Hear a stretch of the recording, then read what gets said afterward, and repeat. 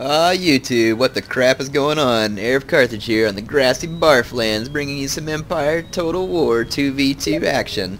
Some of you might be saying, Heir, why are you still playing Empire Total War? You just showed us some of this.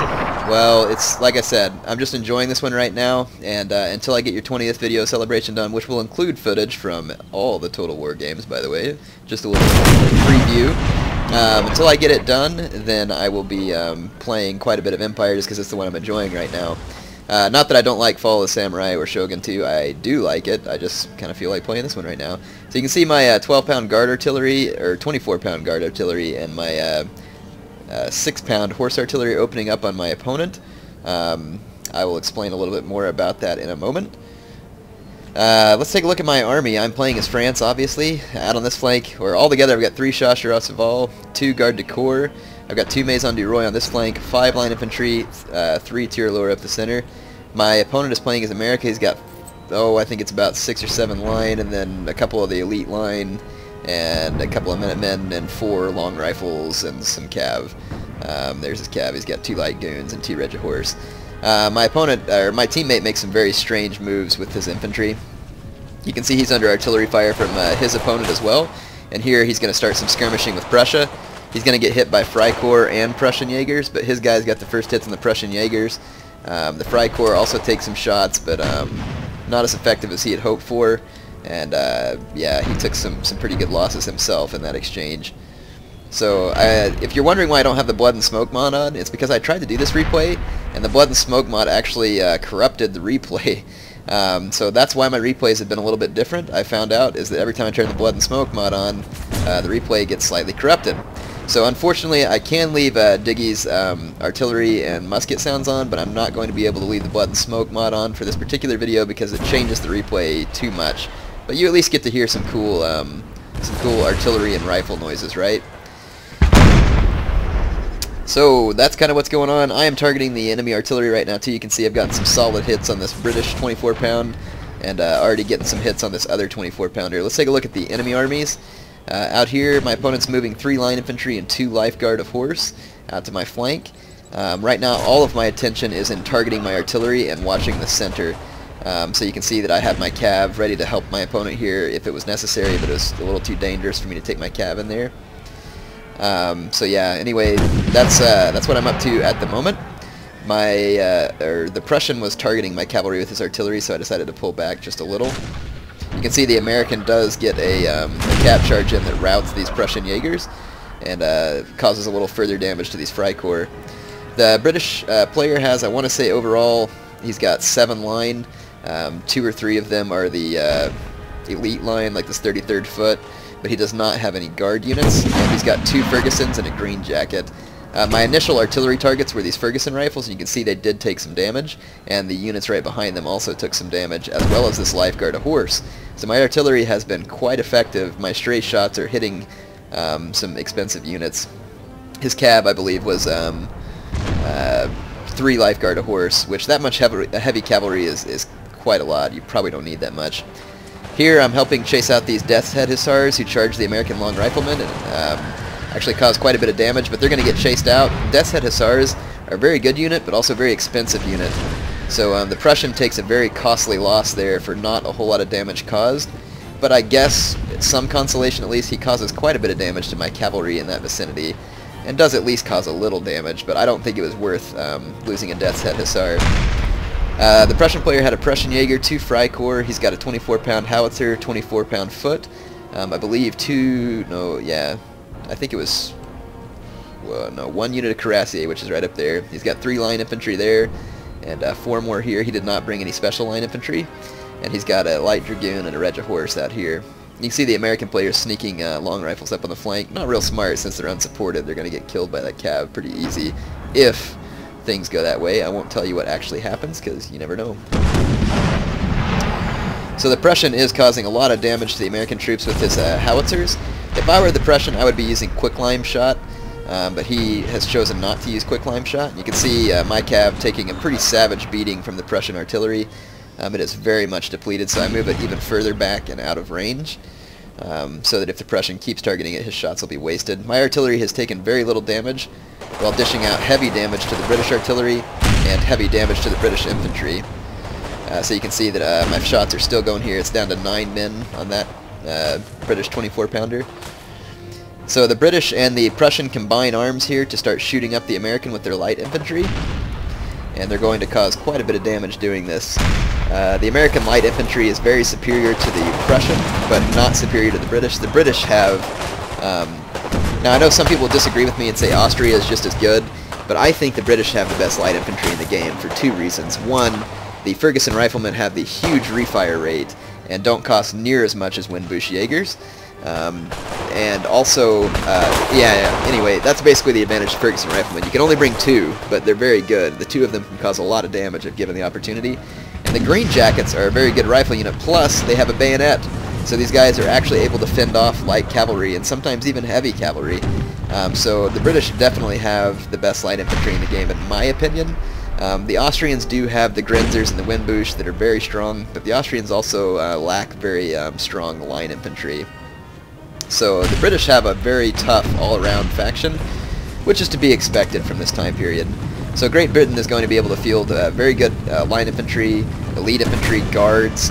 Their cavalry is a little bit lacking when it comes to light cav, but their heavy cavalry is also extremely good.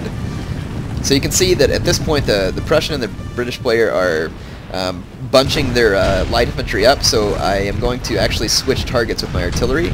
I'm going to give you some artillery advice here that I recommend that you follow whenever playing artillery in pretty much any game on Total War. Whenever you're using it, do not allow the fire at will to be used. Target your artillery specifically at units that are vulnerable. Look at the column formation that these light infantry are in, and notice that they're going to be very vulnerable to shrapnel shot. So I'm now going to change my target to all these light infantry, because while they're all bunched up like this, I'm going to make my artillery shots count for the most possible. So there you can see the shrapnel shot coming in, and if you can see the angle, it's going to go through his men and cause maximum damage. This was kind of an ill-gotten cav charge here by the American, but what's interesting there is that you saw that he had targeted the American cavalry with his artillery, and that shortfall from his artillery just killed a whole bunch of the Ferguson riflemen. So you have to be very careful again about how you target your artillery.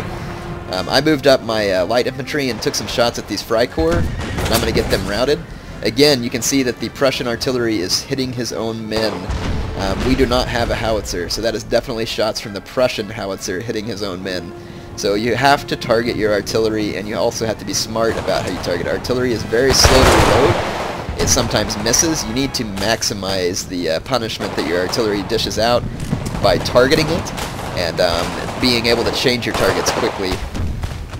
Over here, the British player moved in an attack earlier that you all didn't get to see here. I was able to push back his attack. He had 3 line infantry and 2 lifeguards. I lost some cavalry. I lost 1 unit of Chasseurs à Cheval and got one of my Maison du Roi pretty damaged, and the other one also pretty damaged.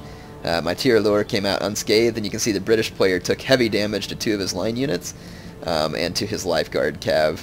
So it was a pretty even exchange through there. No one really caught any headway. But through the center, my artillery is just absolutely punishing the British opponent, and yeah, it's causing heavy damage to his troops. So if you look over here, you can see these guys are down to 100 men. These ones are down to 105 men. His artillery is just absolutely thrashed. And now his light infantry is under fire from my shrapnel shot. So shrapnel shot is very effective on flat ground like this if you target it properly. You can see the Prussian has retargeted his artillery at the American troops, and the Prussian is making a line push on the American with the support of these light infantry units. So I move up my rifles and I target these green jackets. And the idea behind that was to try and damage the green jackets instead of the biggest group, but hopefully rout the Ferguson riflemen in the exchange. I didn't quite get them routed, but I caused some pretty massive damage, and that was my way of trying to help support my teammate. I want to support him more. I do have my artillery targeted there, and I'd love to charge my cav in, but I just don't have a real clean shot right now at these British line infantry. These Fergusons can reload so fast that even if I charge after they fire, chances are my cavalry are going to get shot.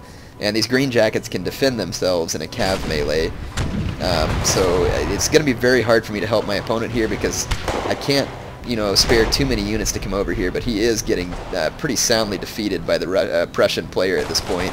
So it's not looking good for me and my teammate, because if the Prussian player beats the American, he can help his teammate wrap up on my flank. So right now it's looking pretty grim for me, and I'm trying to think of anything I can to help balance the power, which is why my artillery's targeting here. But again, you can see that because of the poor unit placement by the American, he's just going to get pretty throttled by the Prussian player in this exchange. The American did not use his troops very well. And I'm not trying to say that to be mean to my teammate, but he really hasn't. He's used his troops pretty poorly. I've gotten a ton of kills with my artillery so far, and I've now retargeted it at this 33rd foot, and I've already killed 15 of them. At least I think I retargeted on them, because I wasn't getting too many kills on this light infantry. And also I was about to make a cav charge. So I've got my, or no, I haven't retargeted it quite yet. I must have hit this 33rd foot earlier. So at this point I'm going to do a cav charge, because I've got to do something to help the American. So I charge in my Chasseur Cheval, and notice I'm going to take down these Fergusons first. I'm going to ignore the Green Jackets because they can fight in melee. So I'm going to do a quick charge on these Fergs, and then I'm going to try and hit the back of this Prussian line unit. I can't kill this Prussian line unit, but chances are I can make them waver, and that's what I'm going for by hitting them in the back. Now, whether or not this works, we'll see, but that was basically the idea. To have cav in the back and being fired on from the front can generally cause a waver.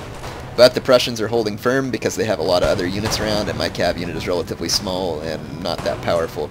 But now I've got a couple of Prussian units distracted with it, and that's going to give my heavy cavalry time to come in.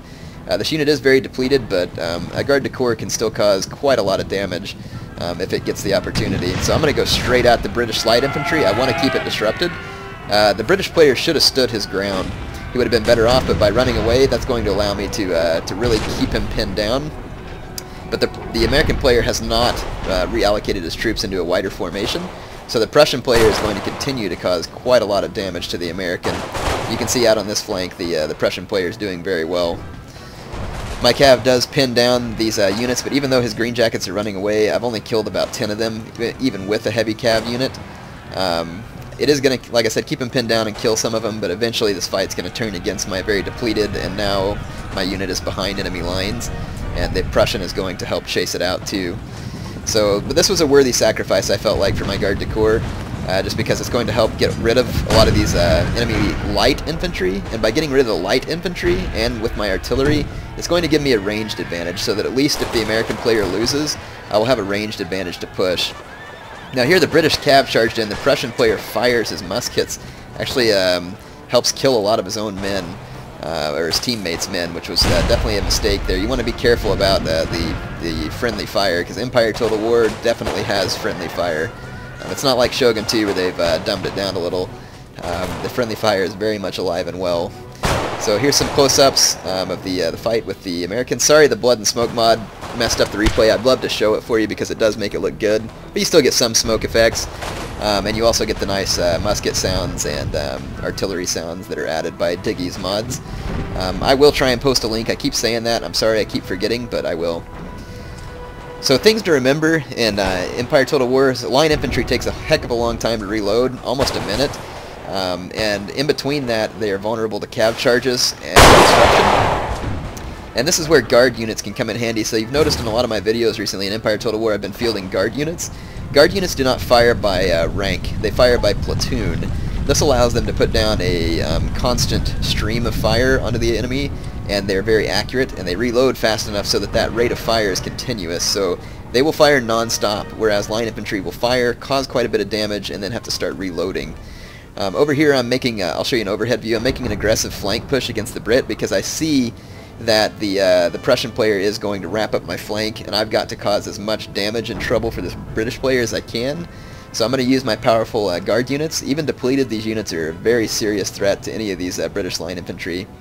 Let me show you what my artillery has been doing. Let's see, where is it at? My artillery has knocked down this 33rd foot. It's damaged almost all the line infantry units in this vicinity. You can see it coming through there. And my artillery's caused massive damage to the British player, and he has almost no answer to it at this point because his artillery is basically dead.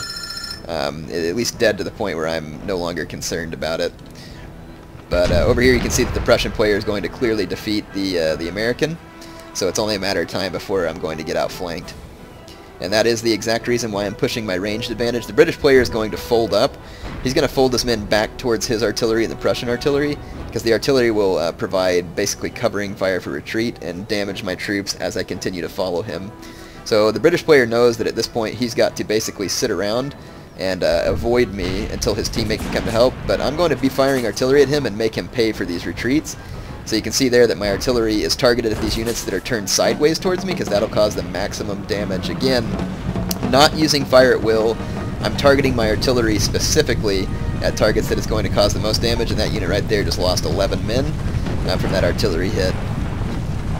So you can see all the guys laying around in the grass there. So it's very effective to use your artillery that way. It's slow to reload, and so you want to make those hits count. So again, now I'm going to make a very aggressive all-out push on the British player, and this is an attempt to stop his retreat. I do have my cav out here, but I'm hesitant to charge them in and get them killed because I'm going to need them. So I'm mainly going to use my tireleurs and push their range advantage against the British player. Looks like I'm targeting this this King's Royal Regiment with my artillery. We'll see what happens here. My artillery is under fire. My guard artillery lost its horses, but it is still firing.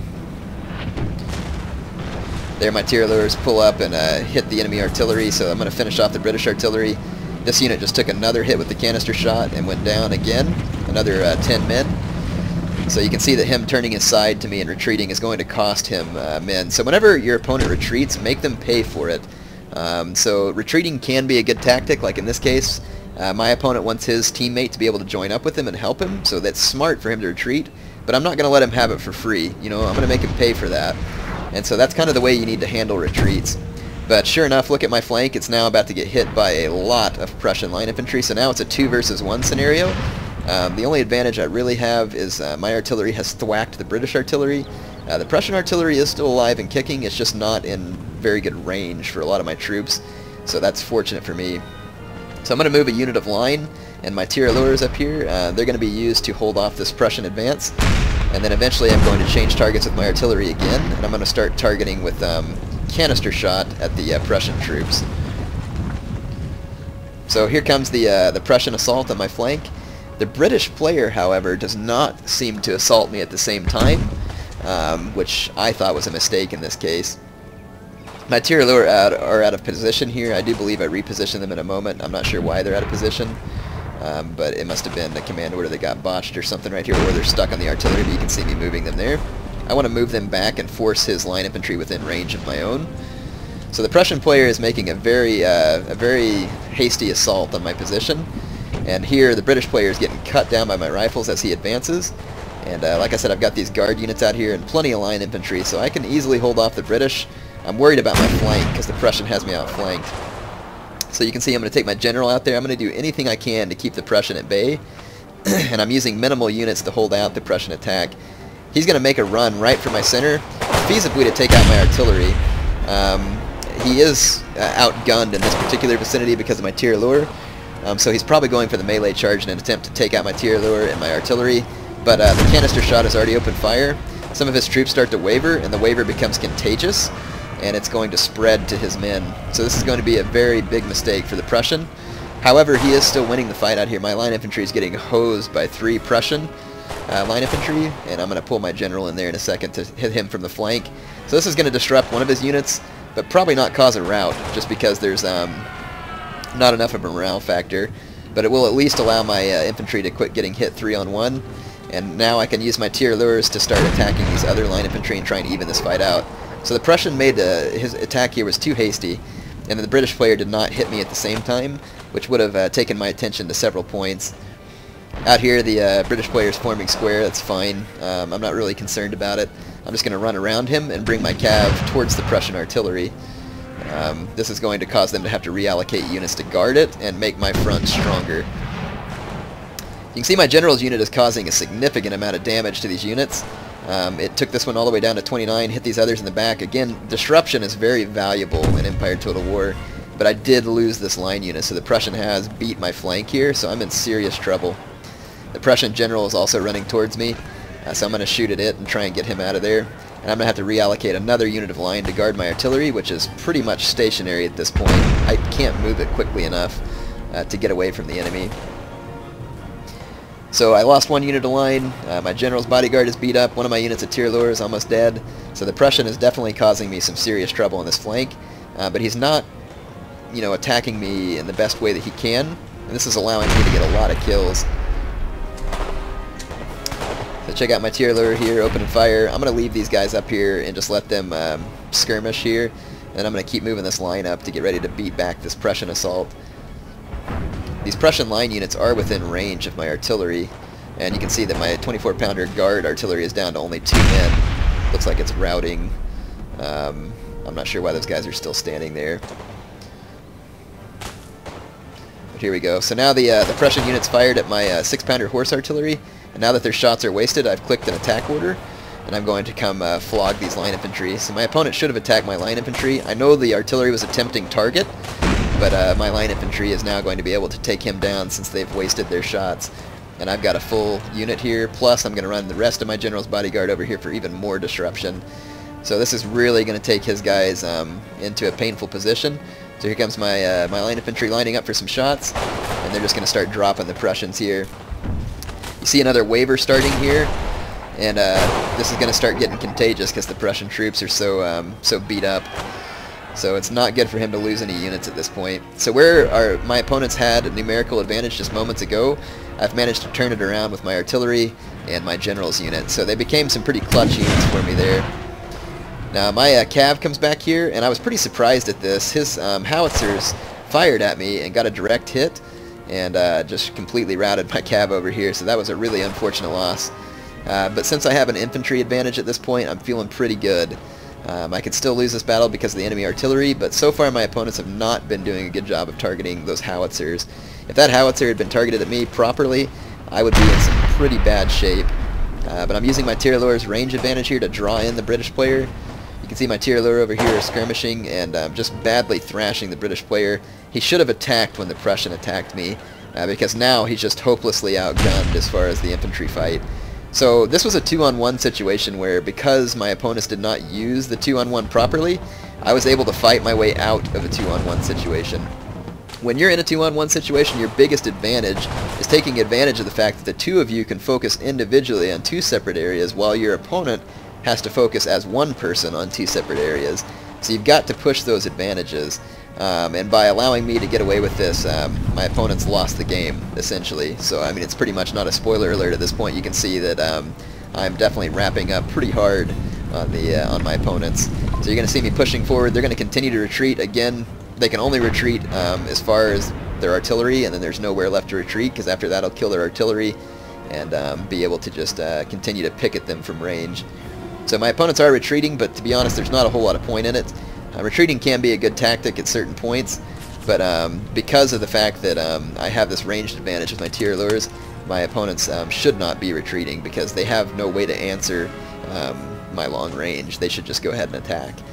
And if they would have attacked, like I said, in concert earlier, it probably would have been able to collapse me. I'm not sure, though, because these Maison du Roi out here are very much a match for everything the British player has. I like to bring guard units in pretty much all my armies just because they inspire nearby units, and they also give you a powerful advantage on a certain flank. I don't like to put them in the center where they'll take the most artillery fire and rifle fire. I like to put them on the flank where they can cause the most damage, usually. Not always, it just depends on the battle, and you gotta play that by ear in every battle.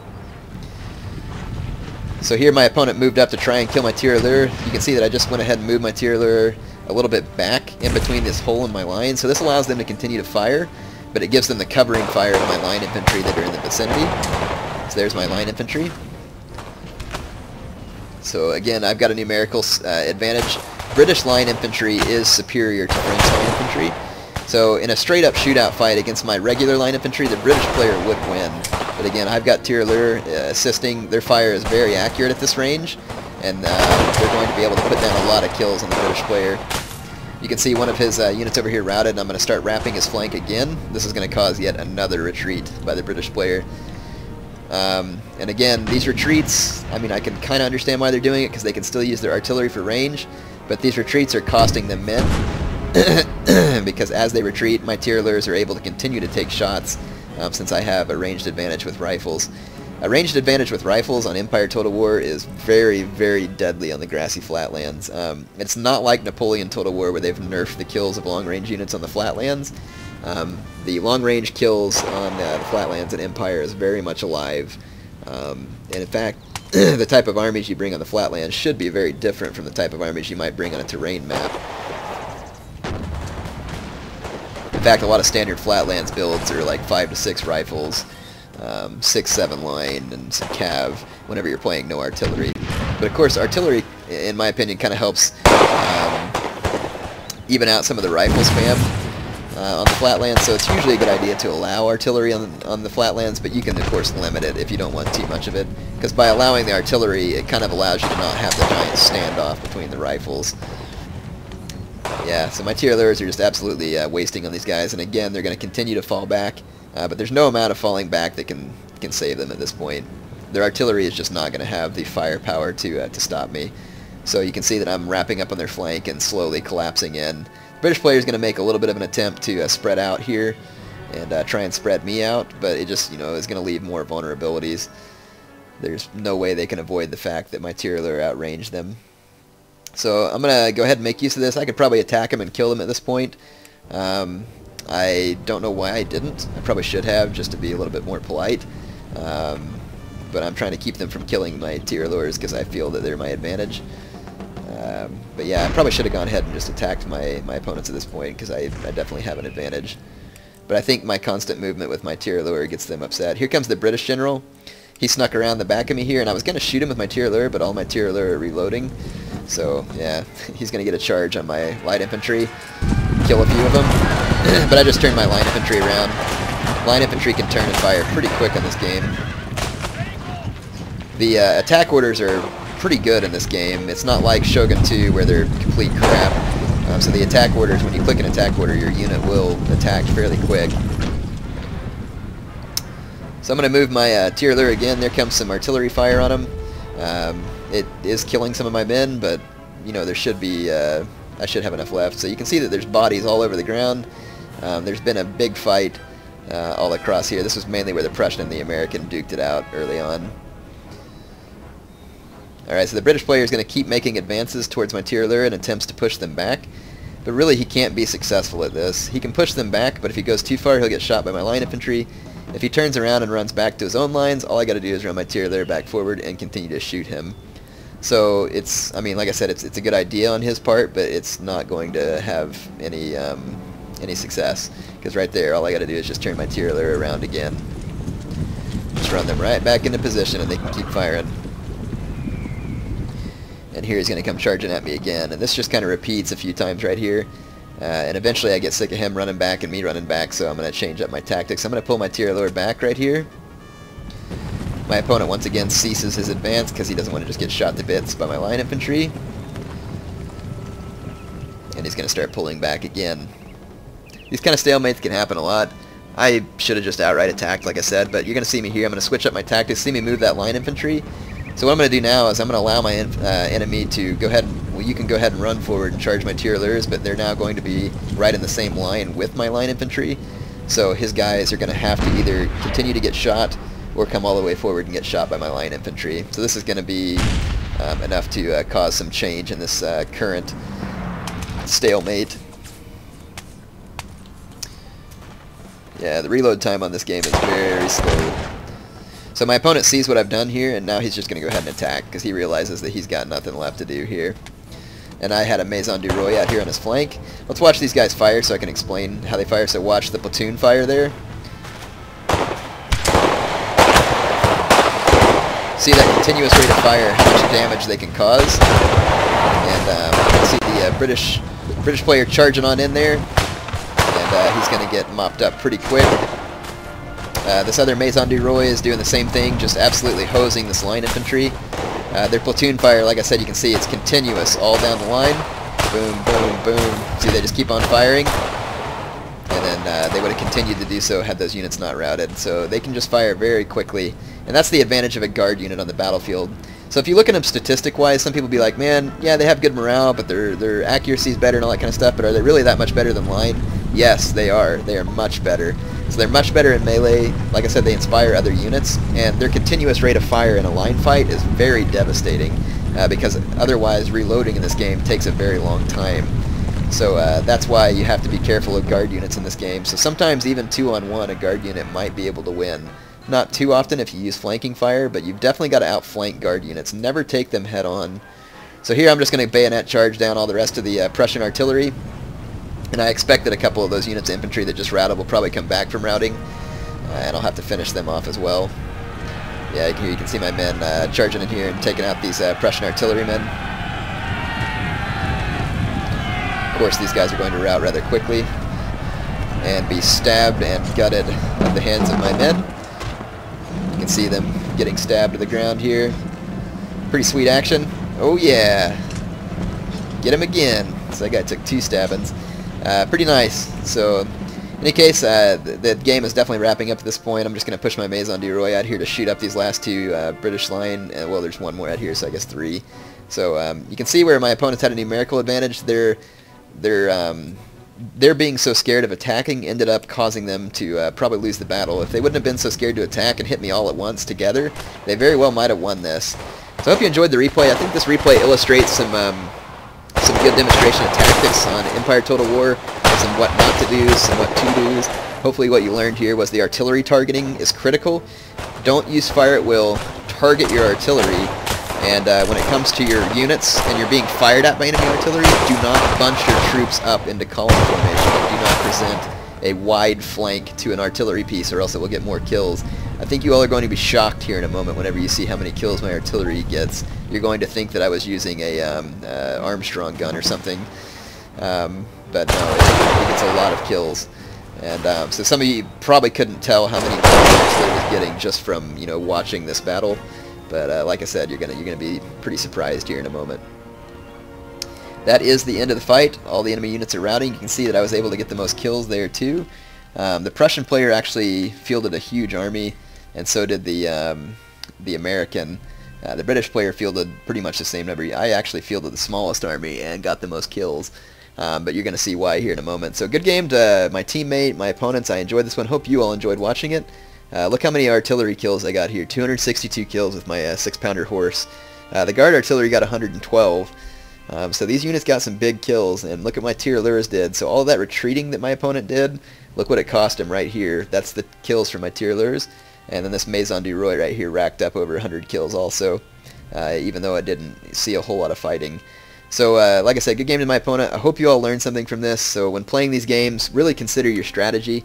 The last thing I'll say to this is all the factions on this game and on any Total War game have certain strengths and weaknesses. So you need to know those strengths and weaknesses and how to use them. And I try to do that when I build my armies. And so this particular army, the French have quite a few guards available to them, and elite infantry, so I made use of those 2 guard units. I also made use of the fact that the Chasseurs à Cheval are decent light cav, plus they can shoot, and they're pretty cheap. So I took advantage of those things. Anyway, like I said, good game to everyone. Heir of Carthage, signing off for now.